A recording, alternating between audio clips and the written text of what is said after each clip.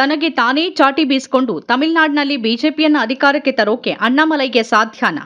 ಅತ್ಯಾಚಾರ ಪ್ರಕರಣಕ್ಕೆ ಸಂಬಂಧಿಸಿ ತನಗೆ ತಾನೇ ಚಾಟಿ ಬೀಸಿಕೊಂಡು ಅಣ್ಣಾಮಲೈ ಯಾವ ಸಂದೇಶ ರವಾನಿಸೋಕೆ ಹೊರಟಿದ್ದಾರೆ? ಇದರಲ್ಲಿ ಸಂತ್ರಸ್ತೆ ಯುವತಿ ಕುರಿತ ಕಾಳಜಿಗಿಂತ ಡಿಎಂಕೆ ವಿರುದ್ಧದ ಜಿದ್ದೇ ಹೆಚ್ಚು ಕಾಣಿಸ್ತಾ ಇದೆಯಾ? ಇಂತಹ ಡ್ರಾಮಾ ಪ್ರತಿಭಟನೆ ಬಿಜೆಪಿಗೆ ರಾಜಕೀಯ ಲಾಭವನ್ನ ತರಲಿದೆಯಾ?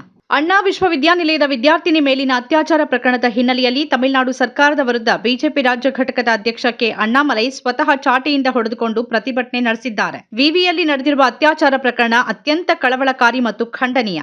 ಡಿಸೆಂಬರ್ 25ರಂದು ಸಂತ್ರಸ್ತೆ ಮತ್ತು ಆಕೆಯ ಗೆಳೆಯ ಹತ್ತಿರದ ಚರ್ಚ್ನಲ್ಲಿ ಪ್ರಾರ್ಥನೆಯಲ್ಲಿ ಭಾಗವಹಿಸಿ ಕ್ಯಾಂಪಸ್ಗೆ ಹಿಂತಿರುಗ್ತಾ ಇದ್ದಾಗ ಮುಂಜಾನೆ ಈ ಘಟನೆ ನಡೆದಿದೆ. ನಿರ್ಜನ ರಸ್ತೆಯಲ್ಲಿ ಇಬ್ಬರನ್ನೂ ದುಷ್ಕರ್ಮಿಗಳು ಅಡ್ಡಗಟ್ಟಿದ್ದು ಬಳಿಕ ಪುರುಷ ವಿದ್ಯಾರ್ಥಿಯ ಮೇಲೆ ಹಲ್ಲೆ ನಡೆಸಿದ್ದಾರೆ. ಯುವತಿಯನ್ನ ಹತ್ತಿರದ ಪೊದೆಗೆ ಎಳೆದೊಯ್ದು ಅತ್ಯಾಚಾರ ಎಸಗಲಾಗಿದೆ ಅಂತ ಆರೋಪಿಸಲಾಗಿದೆ. ಕೊಟ್ಟೂರುಪುರಂ ಪೊಲೀಸ್ ಠಾಣೆಯಲ್ಲಿ ಈ ಬಗ್ಗೆ ದೂರು ದಾಖಲಾಗಿದ್ದು ಇಬ್ಬರೂ ವಿದ್ಯಾರ್ಥಿಗಳನ್ನ ಚಿಕಿತ್ಸೆಗಾಗಿ ಖಾಸಗಿ ಆಸ್ಪತ್ರೆಗೆ ದಾಖಲಿಸಲಾಗಿದೆ.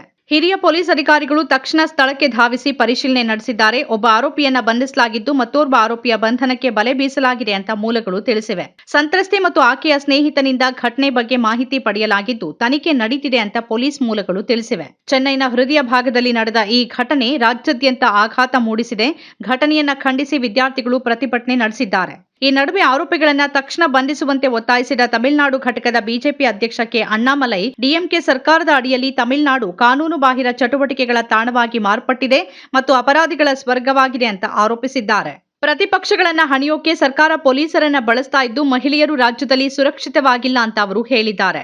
ಘಟನೆ ಖಂಡಿಸಿ ಮತ್ತು ಪ್ರಕರಣ ನಿಭಾಯಿಸುವಲ್ಲಿ ಪೊಲೀಸರು ರಾಜ್ಯ ಸರ್ಕಾರ ನಿರ್ಲಕ್ಷ್ಯ ತೋರಿಸಿರುವುದಾಗಿ ಆರೋಪಿಸಿ ಕೊಯಮತ್ತೂರಿನಲ್ಲಿರುವ ತಮ್ಮ ನಿವಾಸದ ಹೊರಗೆ ನಡು ರಸ್ತೆಯಲ್ಲಿ ತಮ್ಮ ಅಂಗಿ ಬಿಚ್ಚಿಟ್ಟು ಸ್ವತಃ ಚಾಟಿಯಿಂದ ಹೊಡೆದುಕೊಂಡಿರುವ ವಿಡಿಯೋ ವೈರಲ್ ಆಗಿದೆ. ಅಣ್ಣಾ ವಿವಿಯಲ್ಲಿ ಆಗಿರುವ ಘಟನೆ ಆಗಬಾರದಾಗಿತ್ತು ಮತ್ತು ಅಪರಾಧಿಗಳಿಗೆ ಶಿಕ್ಷೆ ಆಗಲೇಬೇಕು ಅನ್ನೋದನ್ನ ಪ್ರತಿಪಾದನೆ ಮಾಡ್ತಾನೆ ಆ ಘಟನೆಯನ್ನ ನೆಪ ಮಾಡಿಕೊಂಡು ಅಲ್ಲಿ ಬಿಜೆಪಿ ಅದರಲ್ಲೂ ಈ ಅಣ್ಣಾಮಲೈ ಆಡ್ತಿರುವ ಡ್ರಾಮಾ ಬಗ್ಗೆ ಸ್ವಲ್ಪ ಹೇಳಲೇಬೇಕಾಗಿದೆ. ಅಣ್ಣಾ ವಿಶ್ವವಿದ್ಯಾನಿಲಯದ ವಿದ್ಯಾರ್ಥಿಗಳನ್ನು ರಕ್ಷಿಸುವಲ್ಲಿ ಡಿಎಂಕೆ ಸರ್ಕಾರ ವಿಫಲವಾಗಿದೆ ಅಂತ ಆರೋಪಿಸಿ ಅವರು ಪ್ರತಿಭಟನೆಯ ಸಂಕೇತವಾಗಿ ತಮಗೆ ತಾವೇ ಚಾಟಿಯಿಂದ ಹೊಡೆದುಕೊಂಡಿದ್ದಾರೆ. ಈ ವಿಡಿಯೋ ವೈರಲ್ ಆಗಿದೆ. ಇದಲ್ಲದೆ ಅವರು 48 ದಿನಗಳ ಕಾಲ ಉಪವಾಸ ಮಾಡೋದಾಗಿನೂ ಡಿಎಂಕೆಯನ್ನ ಅಧಿಕಾರದಿಂದ ಕೆಳಗಿಳಿಸೋವರೆಗೆ ಚಪ್ಪಲಿ ಧರಿಸೋದಿಲ್ಲ ಅಂತಾನೂ ಪ್ರತಿಜ್ಞೆ ಮಾಡಿದ್ದಾರೆ.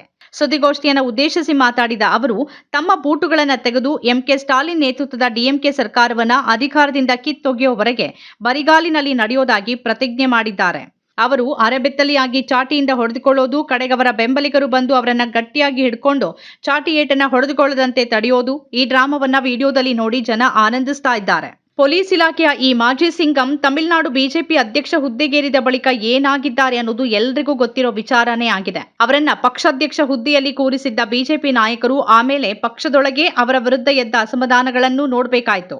ಪಕ್ಷದ ಮಹಿಳಾ ಸದಸ್ಯರು ಈ ಮನುಷ್ಯನ ಕಾರಣದಿಂದಾಗಿನೇ ಪಕ್ಷ ಬಿಟ್ಟು ಹೋಗಿದ್ದೀವಿ ಅಂತ ಹೇಳಿದ್ದನ್ನು ನೆನ್ಪು ಮಾಡ್ಕೊಳ್ಬಹುದು. ತಮಿಳುನಾಡಿನಲ್ಲಿ ಬಿಜೆಪಿಯನ್ನ ಅಧಿಕಾರಕ್ಕೆ ತಂದು ಕೂರ್ಸೇ ಬಿಡ್ತೀನಿ ಅಂತ ಹೇಳ್ತಿದ್ದ ಅಣ್ಣಾಮಲೈ ಸ್ವತಃ ತಾನೇ ಗೆಲ್ಲಲಾರದಷ್ಟು ಮಟ್ಟಿಗೆ ನಾಯಕನಾಗಿ ವಿಫಲವಾಗಿರುವ ವ್ಯಕ್ತಿ. ಆದ್ರೆ ಆಗೀಗ ಹೀಗೆಲ್ಲ ಡ್ರಾಮಾ ಮಾಡಿ ಫೋಸ್ ಕೊಡೋದ್ರಲ್ಲಿ ಮಾತ್ರ ಕಡಿಮೆ ಇಲ್ಲ. ತಮಿಳುನಾಡಿನಲ್ಲಿ ನೆಲೆಯೇ ಗಟ್ಟಿ ಇಲ್ಲದ ಬಿಜೆಪಿ ಅಣ್ಣಾಮಲೈ ನಾಯಕತ್ವದಲ್ಲಿ ಅಲ್ಲಲ್ಲಿ ತನ್ನ ಪ್ರಾಬಲ್ಯ ಹೆಚ್ಚಿಸಿಕೊಳ್ತಿದೆ ಅಂತಾನೆ ಹೇಳಲಾಗ್ತಾ ಇದೆ. ಎಐಎಡಿಎಂಕೆ ಬಿಜೆಪಿ ಜೊತೆಗಿನ ಮೈತ್ರಿ ಮುರಿದುಕೊಳ್ಳೋಕೆ ಕಾರಣವಾಗಿರೋದು ಕೂಡ ಇದೇ ಅಣ್ಣಾಮಲೈ.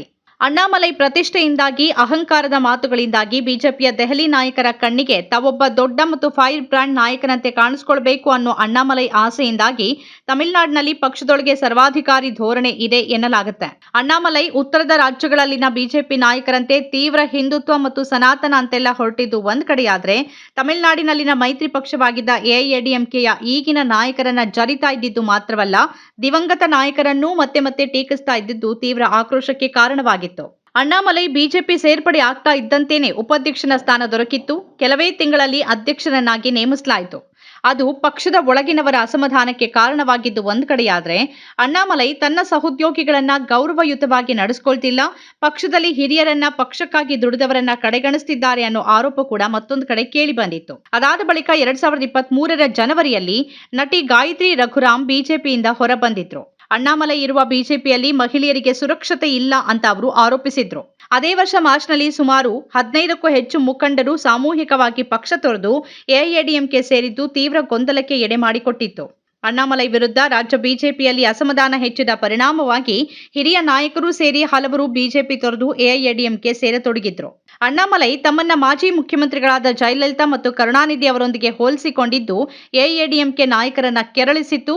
ನಾನು ಮ್ಯಾನೇಜರ್ ಅಲ್ಲ, ಲೀಡರ್ ಅಂತ ಅಣ್ಣಾಮಲೈ ಹೇಳಿಕೆ ನೀಡಿದ್ರು. ಅದಂತೂ ಉಭಯ ಪಕ್ಷಗಳ ನಡುವಿನ ಅಸಮಾಧಾನದ ಬೆಂಕಿಗೆ ತುಪ್ಪ ಸುರಿದಿತ್ತು. ಅಣ್ಣಾಮಲೈ ನಾಯಕ ಅಲ್ಲ, ಕೇವಲ ಮ್ಯಾನೇಜರ್, ಕಾರ್ಪೊರೇಟ್ನ ವಿಭಾಗೀಯ ಮ್ಯಾನೇಜರ್ ತರ ವರ್ತಿಸುತ್ತಿದ್ದಾರೆ.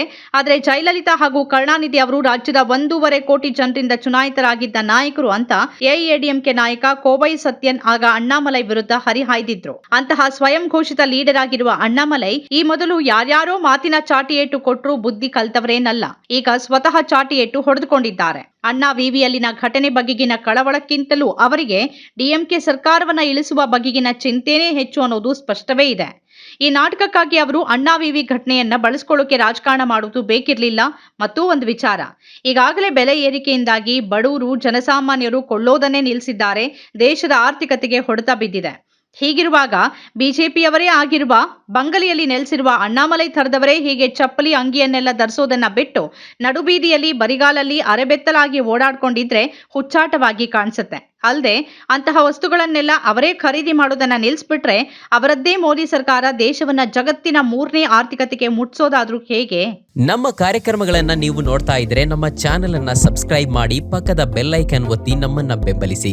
ಹಾಗೆ ನಮ್ಮ ಕಾರ್ಯಕ್ರಮಗಳನ್ನ ಲೈಕ್ ಮಾಡಿ, ಕಮೆಂಟ್ ಮಾಡಿ, ಅದನ್ನ ಬೇರೆಯವರಿಗೂ ವಾಟ್ಸ್ಆಪ್ ಮೂಲಕ ಶೇರ್ ಮಾಡಿ. ನೀವು ಹೀಗೆ ಮಾಡಿದಾಗ ನಮ್ಮ ಚಾನೆಲ್ ಇನ್ನಷ್ಟು ಮತ್ತಷ್ಟು ಜನರಿಗೆ ತಲುಪಲು ನೀವು ನಮ್ಮೊಂದಿಗೆ ಸಹಕರಿಸಿದ ಹಾಗಾಗುತ್ತೆ. ಇದು ನೀವು ಯಾವುದೇ ಖರ್ಚಿಲ್ಲದೆ ಕೆಲವೇ ಸೆಕೆಂಡುಗಳಲ್ಲಿ ನೀಡಬಹುದಾದ ಸಹಕಾರ. ಧನ್ಯವಾದಗಳು.